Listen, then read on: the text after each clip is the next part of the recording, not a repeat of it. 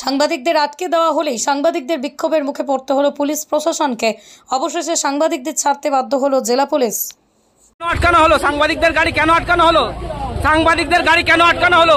Vote coverage করছিল সাংবাদিক, vote coverage করছিল সাংবাদিকরা ইলেকশন কমিশনের অর্ডার নিয়ে অনুযায়ী। কেন আমাদেরকে গাড়ি আটকানো হলো?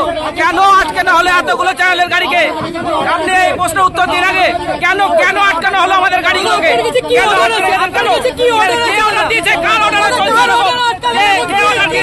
কার নির্দেশে চলছে এরকম ভাবে? আমাদেরকে কিভাবে আটকানো যায়? আমাদেরকে কিভাবে আটকানো যায়? সাংবাদিকদের গাড়ি কিভাবে আটকানো যায়? কিভাবে এত বড় একটা এলাকার কিভাবে ঘোরা যাবে? সংবাদ মাধ্যমকে আটকানো হচ্ছে না কেন? দাদা, সংবাদ মাধ্যমের গাড়ি আটকানোর এখতিয়ার আছে? গাড়ি কেন আটকাবে?